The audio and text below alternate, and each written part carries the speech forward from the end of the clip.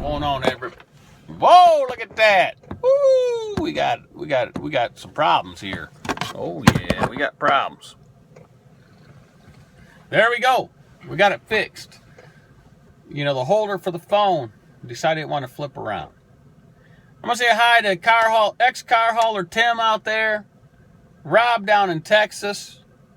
I know you're going fishing tomorrow, Rob, on your boat. You didn't invite me. Man, you should have invited me. I'd have brought, all the steaks and the barbecue and everything. We could have went on the pontoon boat and had a good old time barbecuing and catching fish. But anyway, this week's been all right. I took half of it off. And I'm back to work. I am working the weekend. I'll be home tomorrow, though. I'll stop by the house. And I got a load on Monday, Tuesday. I'll find something for Wednesday and Thursday. I got to be home Thursday. Got my grandson's concert coming up, so I'll make that. And probably work Friday, then I'll be back to my normal schedule. And, that's the thing. I watch all these YouTube channels and everything, and Facebook Live's going, people doing that now. And I watch all these guys. They haven't been owner-operators very long, and they're making some really bad decisions on trucks. And I know it's, everybody can do their own thing and everything. But if you really want to treat it like a business, the truck is just a tool. The older trucks are cool. They're cool to look at. They're cool to drive. Are they cool for a business decision? No, because they don't get any fuel mileage. Their fuel mileage is terrible. They're not aerodynamic. And the parts cost a fortune. And, you know what trucks I'm talking about. They're the longer hood trucks. And then you got the people that think that, if you own the truck, outright, used truck, 1,000,000 miles, man, you're going to make tons of money. And it's way better to own that truck and not have a truck payment. You're going to make all this money. That's not true. Been there, done that. Right? I bought them from brand new all the way up to 1,000,000 miles. I drove them when they're paid off.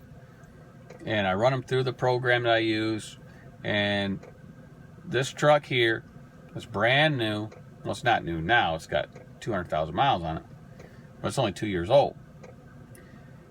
It cost me less per mile to run than the used truck that was paid off.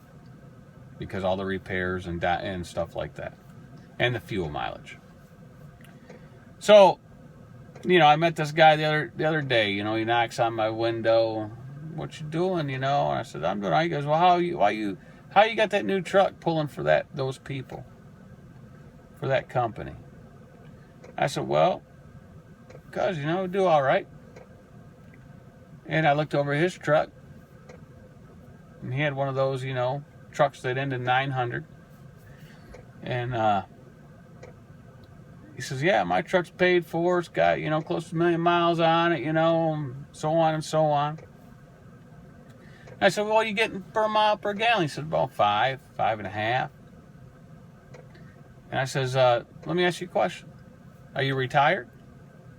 What do you mean, driver? I says, well, it's nice to have one of those trucks, paid off truck if you're retired. Which means, you're going to put one load a week or a couple short loads a week, maybe. You really don't need the truck. Just something to support, extra support for your retirement income. He says, no, man, I do 120,000 miles a year. And I support my family.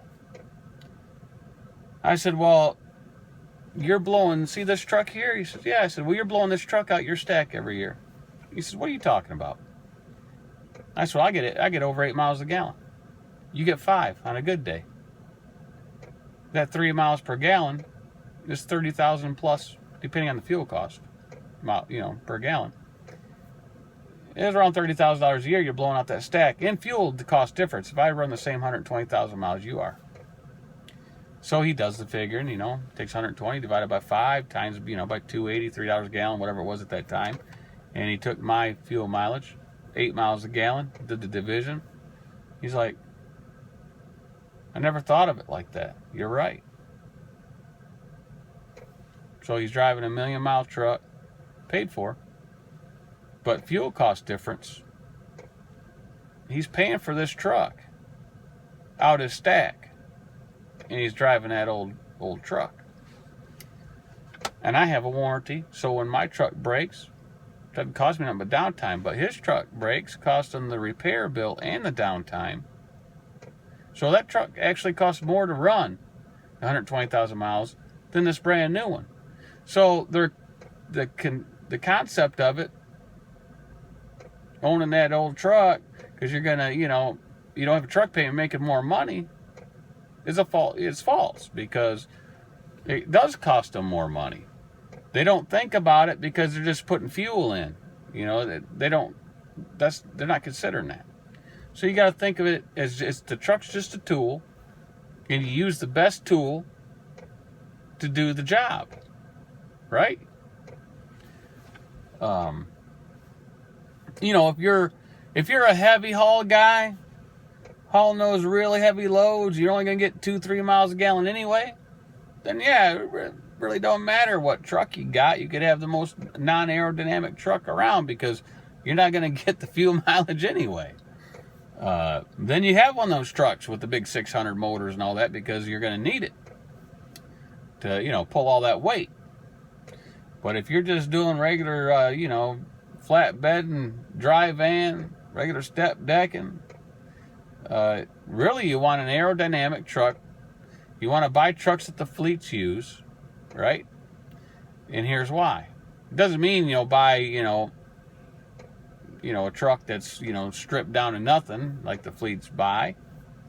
You buy one fully loaded so you can resell it because it's owner operator spec, and you got the same aerodynamics. You're gonna get the same fuel mileage. You're gonna get the good fuel mileage, and that truck's gonna put more money in your pocket, because if it does break, the parts are readily available, because it's like supply and demand. If there's a whole lot of them out there, then they got a whole lot of the parts sitting around. If you got a truck that is out of manufacture, where they don't manufacture it no more, and it's been out of production for 9 or 10 years, it's going to cost a lot of money to get that truck repaired, because one, do they have the parts? Two, they might have to call up the manufacturer that used to make them and bring the molds out and remake the parts. Or you might have to buy parts and make them fit. Do a little work on them to make them fit. So that's what you got to look at. And plus, if you got one of those old trucks that they don't make anymore, your downtime's a whole lot longer. Because when I had my one truck, and someone took the hood out when I was taking a shower, come out, and there's the hood all messed up. It took over a month or so to get that fixed, because they didn't have any hoods in the United States or Canada, and they had to call up the people that had the mold and had them pop out 10 more hoods. And the hood cost me double what it should cost, because they know they got you. So that's just my opinion on trucking. Take it for what it is. I've been doing it for a long time in this business, and I have all the numbers because I used Fogline software by Ray White. I've used this program for a long time, and I can look back at when I had those trucks that had 1 million miles on them, and I can see how much they cost me per mile, and I can look at the new trucks that I've been driving for the last 5 years, and these trucks cost me a whole lot less money per mile. Now, when am I ever going to own a truck again and have it paid for? Yes. But that's going to be when I want to kind of retire, right? When I get ready to retire, I'll have a paid off truck. I'll actually buy the truck at that point. Let it sit in my driveway, and I'll do a couple short little regional runs to supplement my retirement income. And then what'll happen is, once that truck gets so old, and if the engine blows up, then I'll put it in the scrap yard, and then that's when I'll retire. But if I'm only putting a few hundred miles on it here and there, it'll probably last me until until I retire. You know what I'm saying? Until I retire. But that's how I look at the business and how I treat the business. If that truck, that's why I try to tell the guys, and I know some of these guys, left and they're buying these used trucks that have millions of miles on them, $20,000, $30,000 trucks. Man, you're not going to get much for 20 or 30 grand, okay? And this is what you got to look at. If you are the main provider for your family, why do you want to put your family's livelihood on a 10, 15-year-old truck that's got over 1 million miles on it? Why do you want to put your family's livelihood into something like that? Wouldn't you rather put it into a brand new truck that has a warranty, so if it does break, they fix it? So that's what it is, misconception of the DEF system and all this. You hear all these radio talk show people talk about it and everything, and they're blowing smoke because, yes, you can get a couple bad apples. That's the same thing with all the other trucks. You can get some bad apples there too, so it doesn't really matter. But they've perfected this pretty good now. And for the last 5 years, I've had 2 of these trucks with this stuff on it. And I haven't been in the shop very often with them. My very first truck in 3 years, it was in the shop twice for a couple days. This truck has been in the shop once for sensors and stuff. I wasn't in there for very long. So there you go, And I know a lot of people that drive these trucks, and yes, I've heard some stories, and I know some people has had some bad luck. But you're only out your downtime. They fix the truck. On that used truck, you're out your downtime, plus you got to pay the bill. And the bill's expensive. Because it's not like it was 20 years ago, 25 years ago, when you could roll in and get a turbo, put on your truck, out the door, $1,200. You roll in there nowadays at $120 an hour labor or more, some less. You roll in there, turbo's going to be $4 to $7 grand, depending on what kind of turbo you got, what their labor rate is, and so forth. So it's just a lot more, expensive, to get these things repaired. So there you go. Myself, I consider a truck a tool. I'm not going to buy nothing extra for it. I'm not going to put chrome on it. I'm not going to dress it up and all that, because I'm going to get rid of it and get another one until I get ready to retire, and then I'll buy the truck. It's just a tool to make you money. If I wanted to put all that kind of extra money into it, I'll put that into my vehicles at home. Because I'm keeping those. But if I'm not going to keep it, I'm not going to waste the money. So anyway, there you go. That's the 2 cents worth, and hope everybody out there is being safe.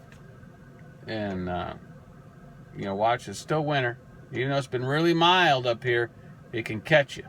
Like, the other day, I come out on the road there at my empty trailer. I slowed way down because it was misting early in the morning. And in Michigan, they don't come out and salt the roads for nothing. Okay? There's got to be an accident or something even more tragic than that before they get out there. And it happened. I slowed way down, and people on the radio yelling at me and all that. And because, I noticed. I looked over at the mirror, and I noticed the mist was coming across, but I noticed it was icing up on my mirror, on the bar. And I says, well, that's not good. And I looked over at the passenger side and seen it icing up on the outside of the mirror, the cover. And I said, well, if it's icing there, it's probably going to get right to ice on that road. And I know those overpasses are probably got ice on them. So I slowed way down. And next thing you know, I'm going by the scale. DOT comes flying out. Ambulance are coming. And a truck lost control on the bridge, went through the guardrail, and was down in the ravine area. And we pray that he didn't get hurt. So, you know, slow down, and because slow and steady will get you there every time. And, you know, after, you know, went about 4 or 5 miles, and it was clear road because it was like a little snow squall went through. And, but so, you know, just take it easy. And don't worry about what they say on that radio. Turn it off. Turn off that CB radio and don't listen to them. You know? Or you leave it on and just ignore them so you can know what dangers are coming ahead. That's why I have it on. You know, so I know. Do I listen to it? No. But if I hear somebody say there's an accident ahead or this ahead, then I'm well prepared for it before I get up there. That's the only good thing the CB radio is for. Because, you know, a lot of people talk a lot of garbage on there. I try to tune that out. And I just want to listen, you know, when the weather's bad, I'll have it on all the time for sure. Because I want to know if something's going on ahead of me on the road that, you know, you might not see. You know, it might be in a corner. And then you come up on it and there it is. But if you have your radio on, you would know. So it's another tool. It's just another tool to use in this business. So, all right, man, everybody have a good one. This is long. Email me. It's in the description of my email address. A lot of people ask me what it is. I haven't been putting it in my videos lately. It's down there. If I haven't got back to you, when I get home, I'm going through my spam mail and everything because a lot of emails end up in there for some reason. And I'll try to get back with you on that. And all my YouTube people out there that watch the channel, if you message me, I've seen some come across the screen. I'm going to try to get to those too. I haven't answered those in a while. I've been doing a lot of stuff at home and everything. I hadn't had a chance to get on the computer at home to answer those. I got my laptop with me now. I'm going to try to hotspot it and get on there, but it seems like every time I do that, Windows wants to do updates and everything, and it locks up. And so we'll see if we can get to those. So we'll talk to everybody later. See ya.